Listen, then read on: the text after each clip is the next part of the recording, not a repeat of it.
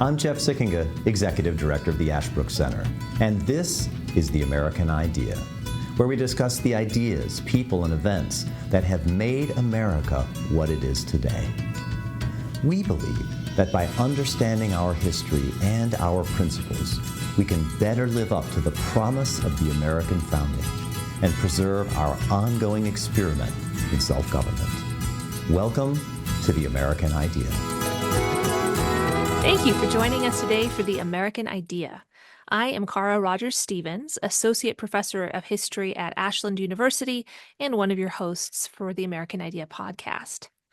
One of my greatest pleasures in my work for the Ashbrook Center here at Ashland is every now and then I get to participate in seminars on important historical issues for high school teachers across the country.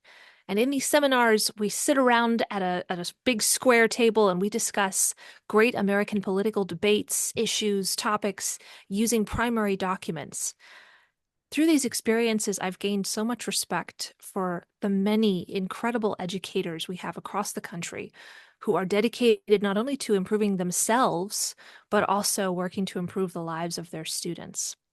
So today I have great pleasure, and it's my honor to welcome to the show Jeremy S. Adams, a man who taught at the same public high school in Bakersfield, California for more than 20 years, and who has also dedicated himself not only to self-improvement, but to improving the lives of his many students at the high school and also at a college in the area. And because teaching isn't hard enough by itself, he added the title of author to his resume, writing op-eds and publishing 5 books now.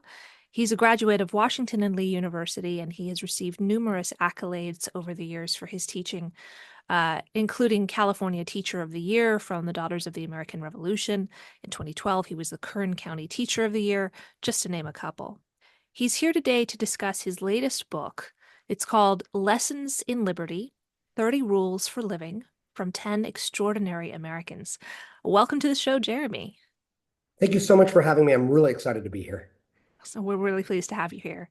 Now, before we get into talking about your latest book, I would love to know what made you choose writing in addition to this already thriving career that you had of teaching?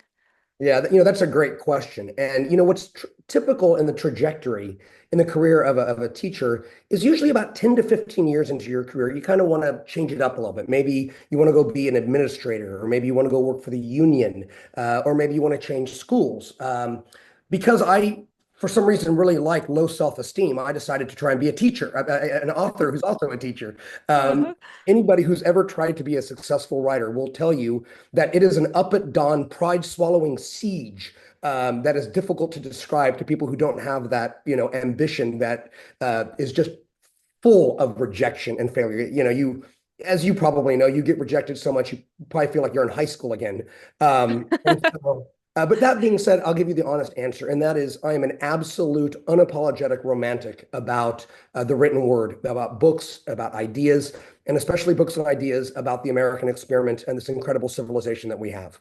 And so I have been inspired so many times by so many books, by so many authors, that I think that one of the most kind of glittering ambitions that you can have as a human is to try and lend your voice to the chorus of your country, to try and say something inspiring or something useful. And I think as a teacher, after I'd done it for 10 or 15 years, I never want to leave the classroom. I'm going to be doing this until I'm gray. But sometimes you want a little bit of a larger audience to kind of teach the things that you think are important. And so I love writing, I love words, I love books. I love having conversations like the one we're about to have. And so that's really what drove that ambition. No matter how hard it was to find some success, it's absolutely been worth it.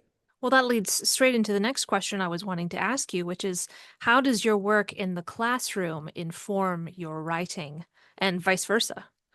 Yeah, there's no question. I want to be clear. I am a teacher who writes. I'm not a writer who happens to teach. And one of the things that completely changed my life is I realized that, if you're a teacher, especially a public high school teacher, you're never going to be famous. You're never going to be rich. Your name is never going to be in lights.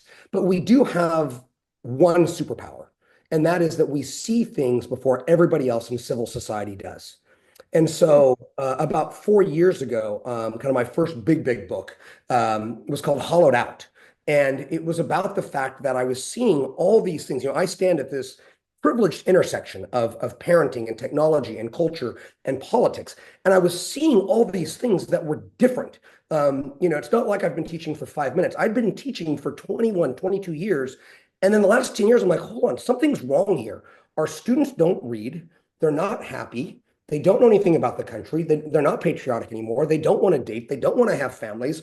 They don't want to get their license. They don't want to go to the movies. All these things that were kind of this sudden shift in the worldview and the behavior of young people.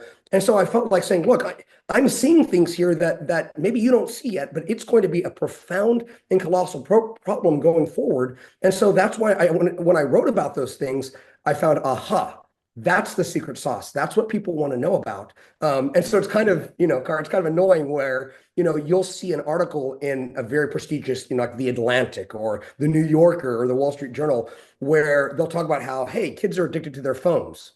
Really? We knew that in the classroom 5 years ago. We knew about anxiety 5 years ago. We knew about the fact that they have a very negative view of America. We knew that 10 years ago. So that's kind of why I write, is because I'm trying to tell the country, look what's coming our way. We need to be aware of it. And this book that I just published was what we're going to do about it, hopefully. Wow. Yeah, I can so identify with the things that you're describing, seeing in your students. I know those show up in my freshman classrooms as well. And every year, my colleagues and I kind of commiserate with one another and say, are we all seeing the same thing? Do we think that there's a commonality? Is this just a phase that students are going through? And we've become more and more concerned over the last few years by the different struggles that students just seem to be dealing with so much compared to 10, 15, 20 years ago. And that is so well said, because you're like, is it just me? And then you talk to your colleagues at your school, and you're like, well, is it just my school? And then you go, well, is it just my city? And then you start to do, if you write the way I do, then you start to do research and realize, hold on, this isn't localized. This is a problem. And I think, to a certain degree, we're not just talking about little things here and there. We're talking about the things that connect human beings to values and institutions and behaviors that lead to human fulfillment and to flourishing and to happiness and to all the beautiful things that life can be. And then our young people simply aren't doing it. It's actually quite simple.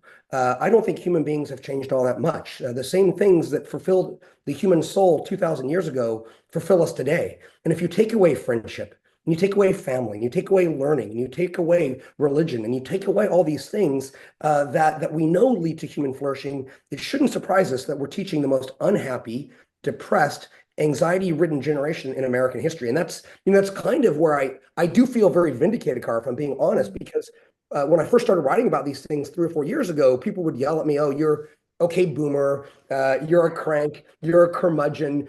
Every old generation thinks the next one's going to hell in a handbasket. Yep. And what I wanted to say was, actually, no, this is unique because they are uniquely unhappy.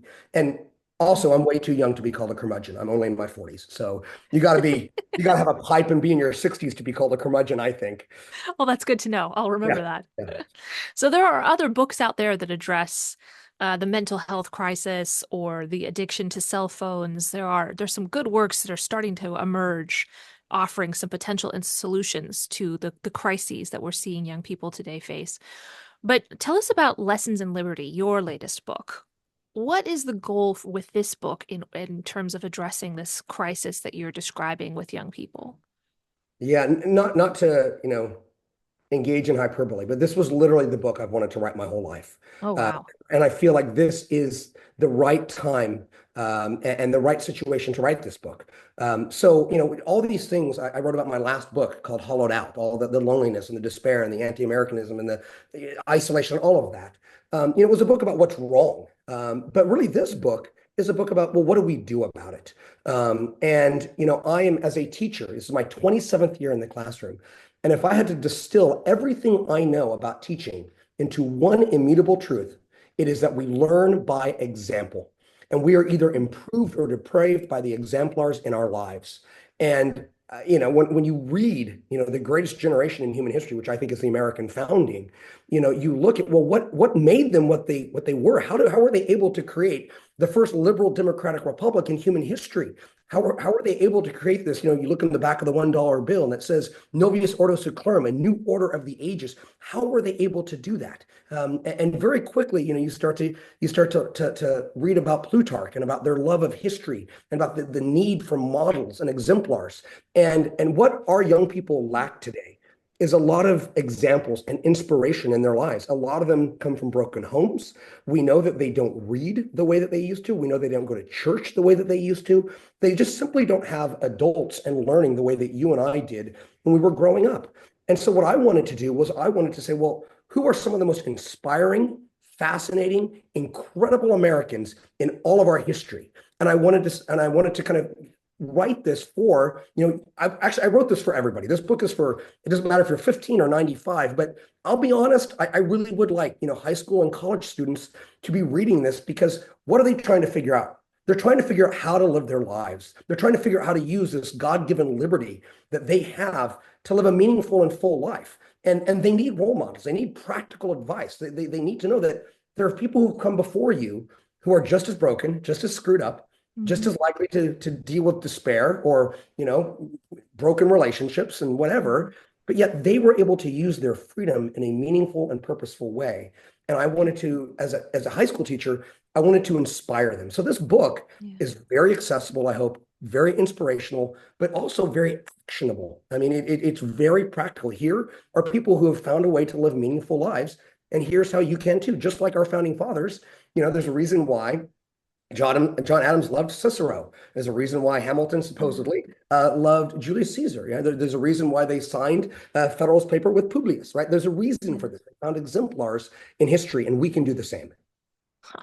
So what you're saying is TikTok is not the place to go in order to find inspiration to live a better life. That one needs better examples, perhaps from further in the past, than the sources that many young people seem to be going to right now. Yes, I mean, so well said, exclamation point, as to what you just said, because, for so many young people who watch TikTok all day or Snapchat or Instagram Reels, that medium is filled with cynicism, and so if you ask me, what do I see in young people? I see so much cynicism. I see so much negativity. And when you have this kind of negative view of America and the country, you're not going to go back into its past to be inspired, because you think that anything that happened before 2015 is tainted. And yet I would tell you, I mean, and I think anybody who reads the first page of Lessons of Liberty would know that I believe that our history is like buried treasure. And, refusing to dig it up, even though it's gold, is just folly. It's just silly. It's a tragedy. And I think really, I think we, at this point in American history, we need to ask, what does it mean to be an American? What does being a citizen in a republic require of us? Because, one of the consistent themes of the book is that the American way of life is not natural. It's special. It's unique. It requires constant care, constant recreation. The idea of making a more perfect union is the charge of every generation, but it doesn't happen on accident. And so, I mean, I don't know what you thought of the book, but I think you can probably tell I'm an institutions guy.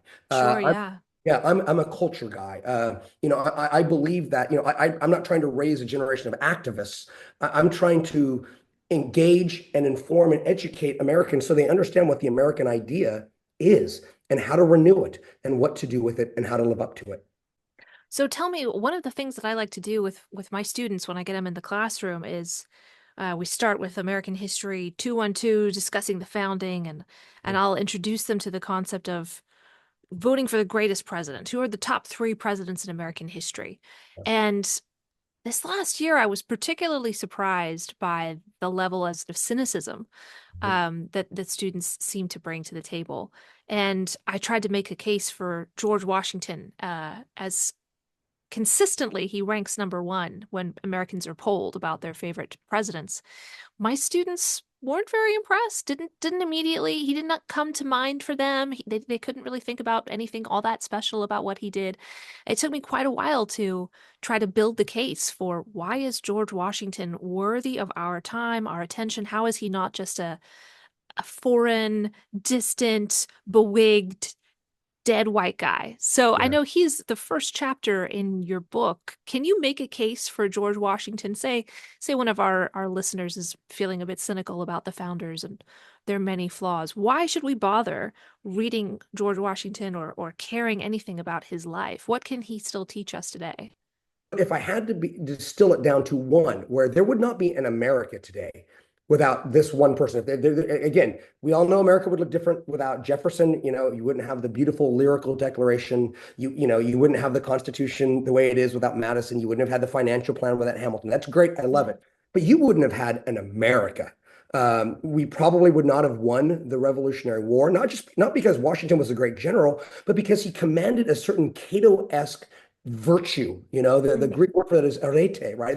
This virtue that what this guy is doing, he's not doing it for himself. He's doing it for a broader ideal. And that's why even people, like John Marshall would be more than happy to fight and die with him. And so you don't win the Revolutionary War without a George Washington. You don't have a constitutional convention without George Washington. If you look at the correspondence between Madison and Washington in those years after the failures of the Articles of Confederation, Madison, I think, is our greatest strategic thinker in American history. And he knew that without the moral and political gravitas of Washington, you don't have a constitutional convention. But the birthday of the United States of America, I always say it's not July 4th, it's September 17th. The Constitution is what created one nation, right? We constituted it. The Constitution is not just a noun, it's a verb. We constituted a new nation, and yet it needed a kind of moral leader. It needed somebody with the kind of universal respect. And I think one of the reasons why your students and my students have so much trouble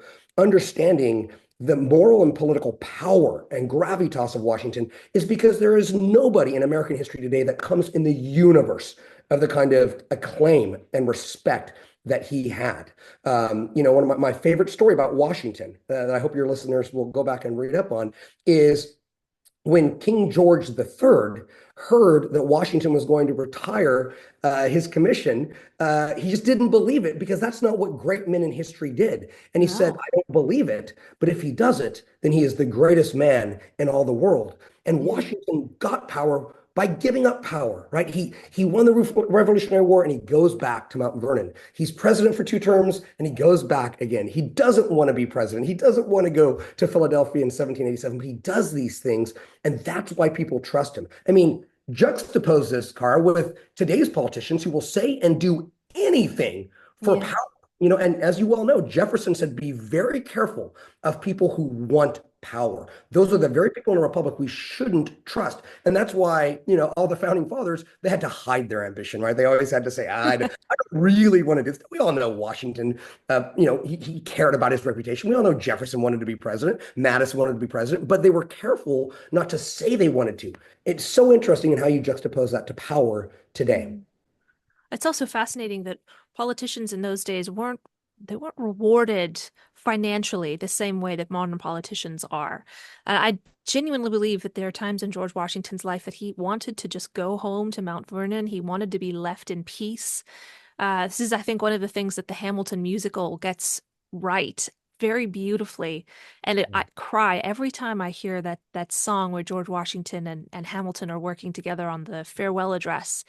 And Washington is so pleased that he has been part of creating this peaceful nation where every man can sit under their own vine and fig tree and no one can make them afraid. And you can just hear his longing to go home to Mount Vernon and sit underneath his own vine and his own fig tree and finally be able to rest after this life of genuine self-sacrifice on behalf of his nation. That's perhaps very difficult for our modern students to understand, a politician actually suffering in service of their nation. Yeah, and I that's such a brilliant point, so beautifully said. I think people forget sometimes, he died during Adams's term. I mean, he really did give it all. I do believe, I think the song in Hamilton is One Last Time. Yeah. And as a Jefferson scholar, I wonder how you, I don't know how much love you can have for that phrase, that he really does get beat up pretty bad in the play. But, to me, I do love Hamilton. And I do love the fact that it has brought a lot of kids to American history in a way that nothing else has. again, here we are 9 years on from that play, and none of my students listen to it anymore. Nobody knows much about it. Had Yeah. a shelf life for about 3 or 4 years. And yeah, I mean, as you, I don't know if you got to the end of the book, but I think Teddy Roosevelt would be a great musical. Talk about a towering, fascinating, fun, inspiring life that you could sing and rap and dance about. I would love to have a play called Teddy. The whole thing would be wonderful. I don't know if you agree or not. Oh, I'm all for as many presidential musicals as we can get. It's a great way to learn about history, and it's a real shame that students are not as familiar with the Hamilton musical.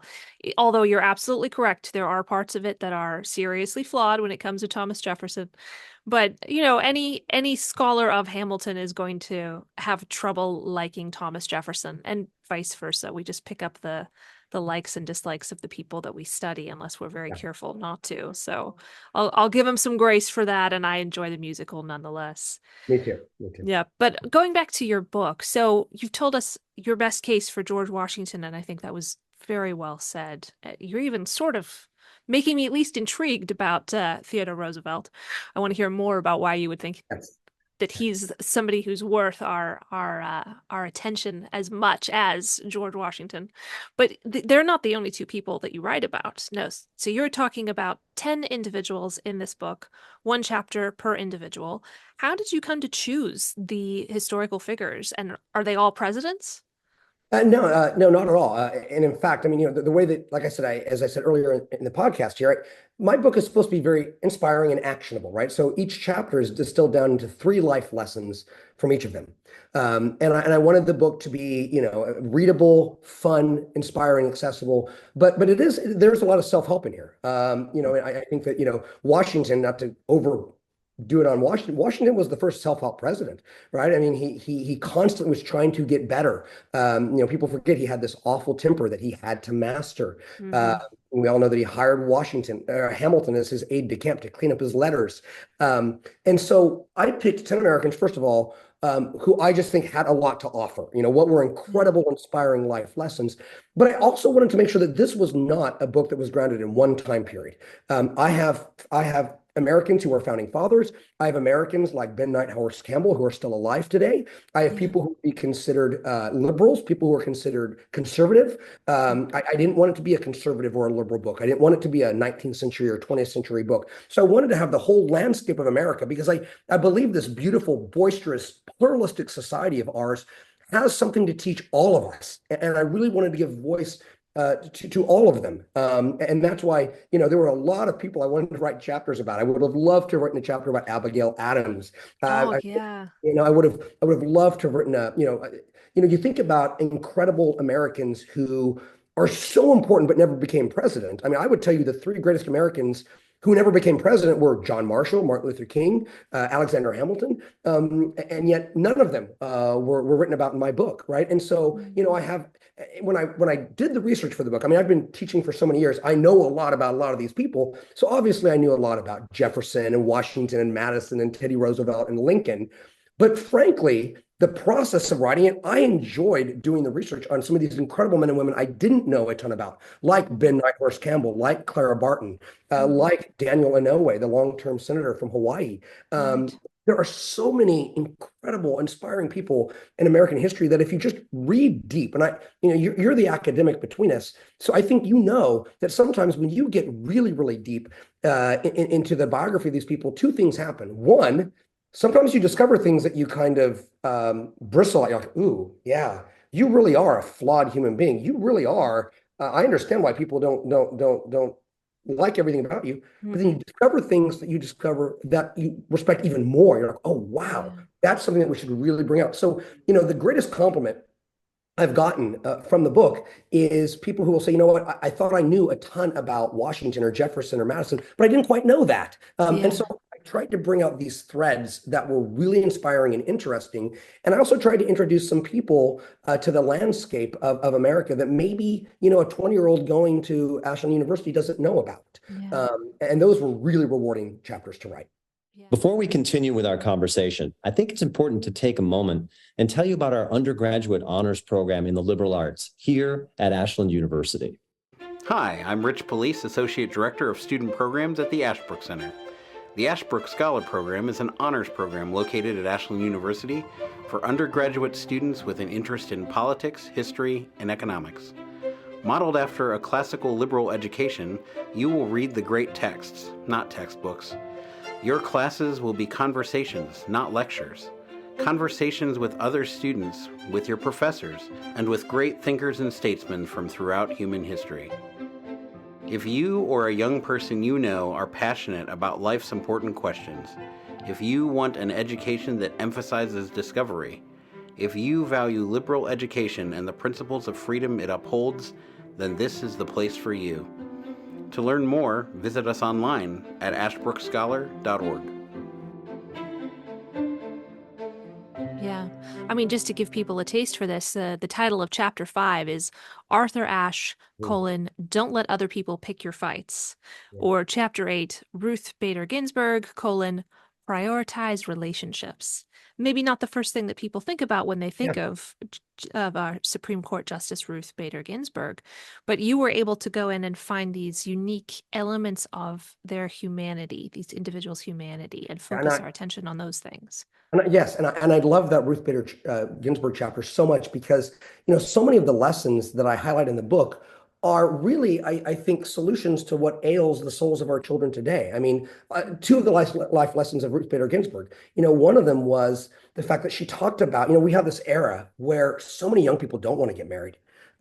So many young people are lonely. You have this kind of this stratified where women in their 20s are becoming much more liberal and young men are becoming much more conservative at a time when politics is becoming the anchor of their identity instead of, clan or family or community or God. It's politics now.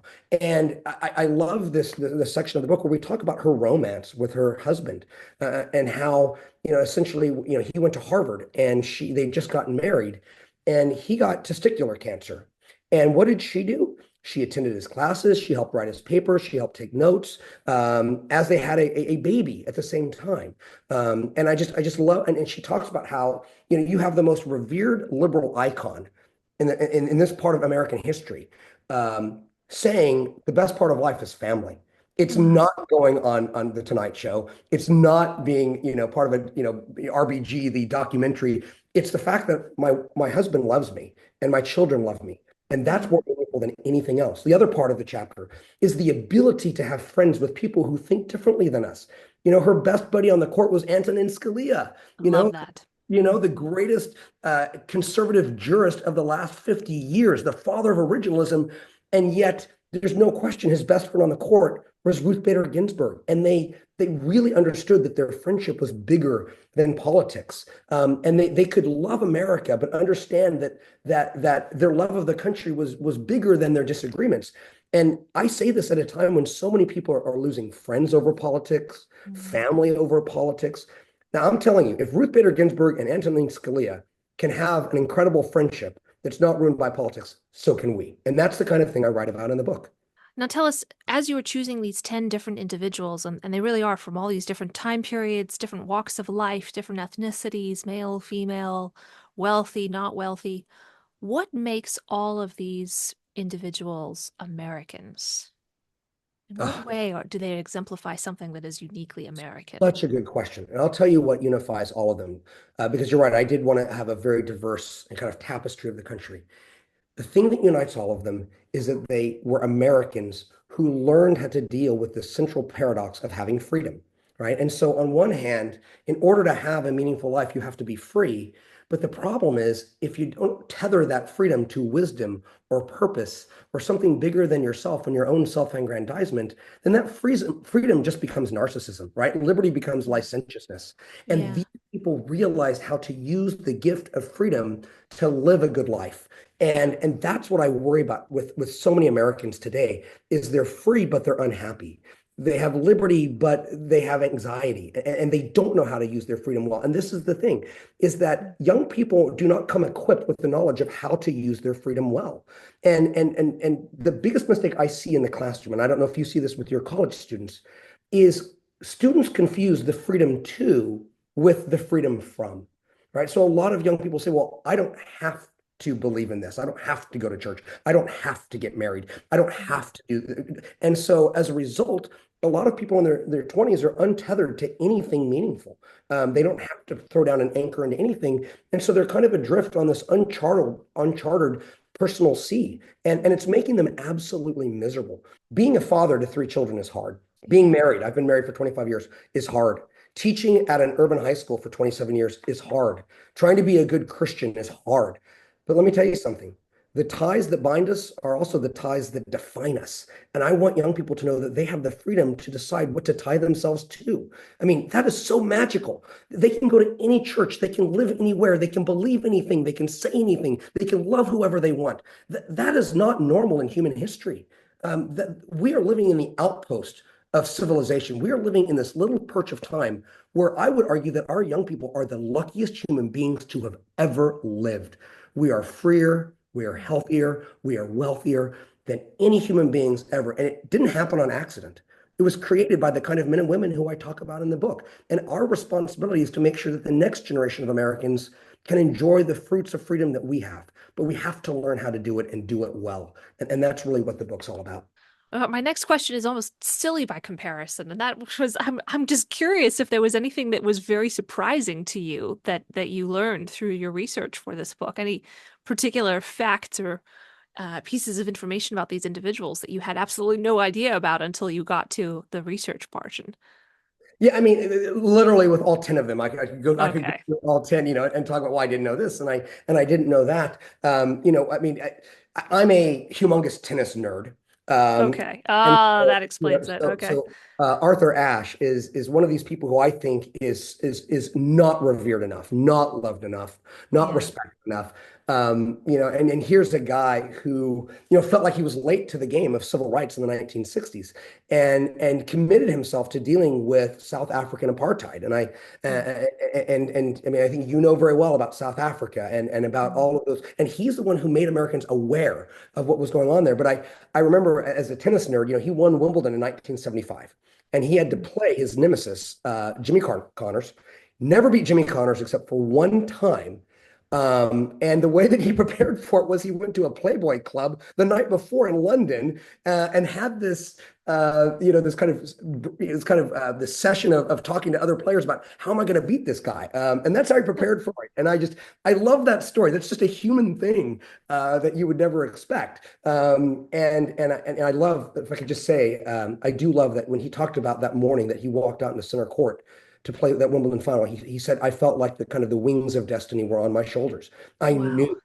knew I was going to win this. It was the only time he ever won. He went to the South African Open a number of times and really wanted to win the South African Open. And both times he got to the finals and Jimmy Connors beat him.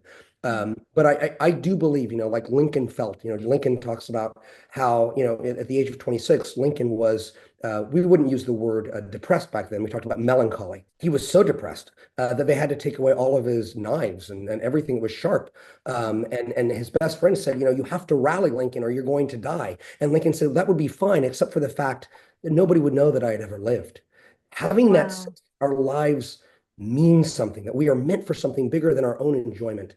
That's consistent with all 10 Americans. And I wish every American felt that way. Well, what else would you like to tell us about the book that we haven't been able to talk about so far? I mean, this sounds like an incredible collection of facts, of stories, of inspirations, of lessons that people can glean from these different individuals throughout history. What else do you want readers to know about this? I think the most important thing that I really would want readers to know is that it's not like a novel. You don't have to read, the first page to the last. You really can, read the chapters that are the people or the lessons that you think are the most interesting and relevant to your life. And again, I really did write this book because, I believe that we have this incredible story that can do so much to help us live better lives. And so I guess there's kind of two lines of ambition here that I want people to know about. The first one is individually, that we can study these lessons and their lessons and their lives can kind of seep into our souls and help us live better lives today. I mean, I think anybody who's ever fallen in love with learning and books has this moment where they're like, oh my goodness, people who were dead 100 years ago or 2,000 years ago, somehow what they're saying is still relevant to me today. And that spirit, I want individual citizens to pick up on that and feel the power, the kind of the patriotic palpitation of that. And the other thing, though, there's a civic mindedness here. I want people to realize that it means something to be a good American, that being a good American requires much more than just voting every 4 years. And I think that we have developed so many horrendous civic habits in the last decade or more that I think are destructive to the American experiment itself. And again, I'm not a fatalist. I do believe America's better days can be in front of her. But I am worried. I think that we're producing a generation of Americans who don't know about the ideas, the animating ideas of the country, don't understand what the ideals are, don't know about our founding documents. I mean, goodness gracious, Cara, you have 1 out of 3 Americans who believe that, no, I'm sorry, you have 1 out of 10 Americans who believe Judge Judy sits on the Supreme Court. Only 1 out of 3 Americans can name the 3 branches. And so, there's 2 lines of ambition in the book, kind of the individual life, but also the civic life. And I just would beg everybody, do not take this country for granted. It is more fragile. The fragility of freedom is more potent than you can imagine. And I think this book helps to remind us of that. Yeah, and I think you're absolutely right.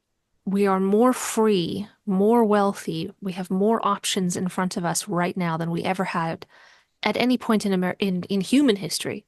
And the irony is that this is the moment at which we're seeing so much depression and cynicism and hopelessness. I completely agree that it is so important for young people to look back in order to appreciate what we have now and gain a sense of purpose. It's a maddening duality, isn't it? At the height of our civilization's success, you have so many people who think so little of it and so little of themselves.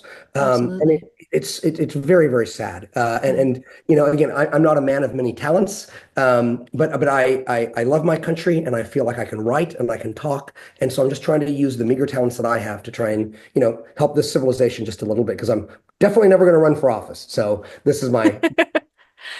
I don't think that would be as much fun as being a writer and as a teacher, quite frankly. Now, I cannot let you go without asking about Chapter 4, Thomas Jefferson. Now, I know that you are not his #1 fan. Probably neither am I, but both of us find in him somebody fascinating, somebody worthy of study. You chose to title your chapter about Thomas Jefferson, "Don't Specialize, Be a Generalist."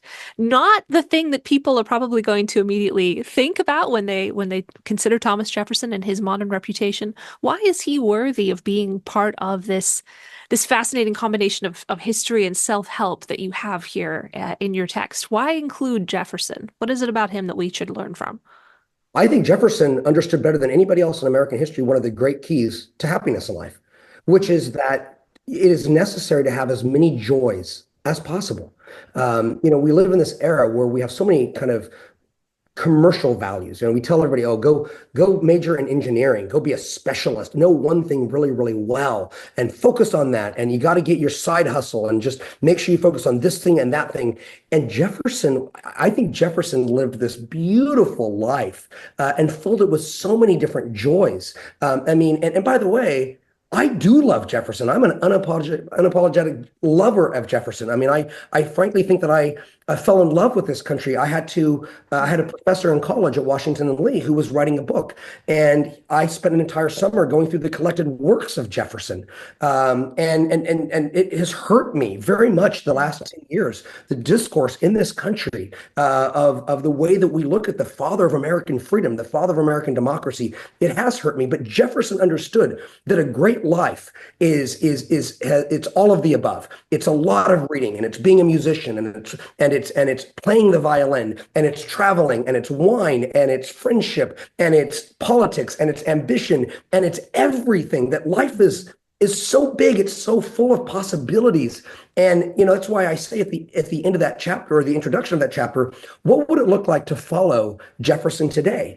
And it would require that we come to terms with the immensity of our potentiality, that Jefferson understood that there's so much that we can achieve and know and enjoy as human beings. And yet, what do we do for 9 hours a day? We scroll on our I won't even use profanity, but we just spend so much time scrolling and scrolling and scrolling. It is a soul-crushing reality that you could go for a jog, you could go for a walk, you could learn how to do taekwondo or play pickleball or read a poem of Keats. And what are we doing? We're doing the same thing every day.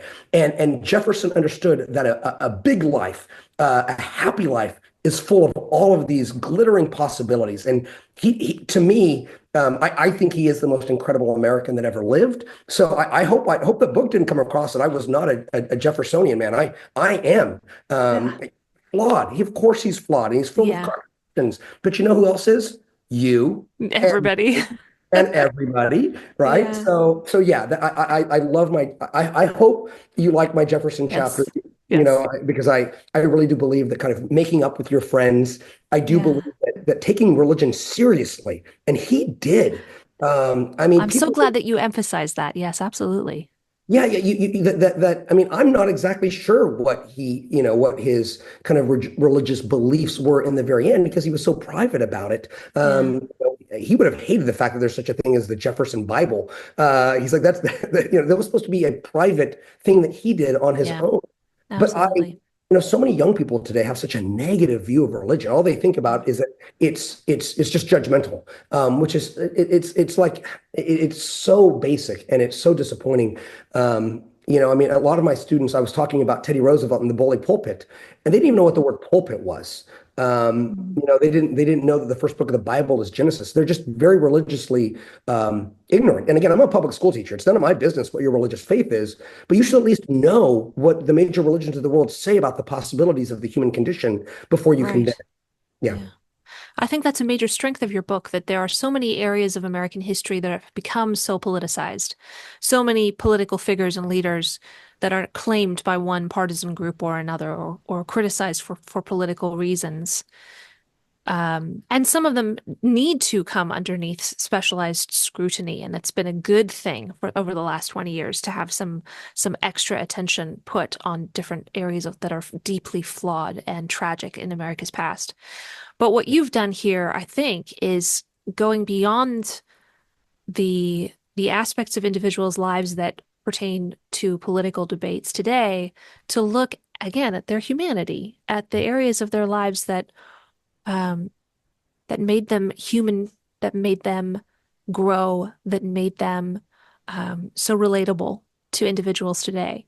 That now, looking at Thomas Jefferson, aside from all of the controversy surrounding him, and just thinking about if he had had a cell phone, how different would the world be? How much less would we have? And I think in some circles, he's known as the father of modern archaeology, and he contributed greatly to scientific knowledge. He was an inventor and a tinkerer with other people's inventions, who created all of these things. He brought macaroni to the White House, for Pete's sake. I mean, he was so quirky too. I mean, he had this.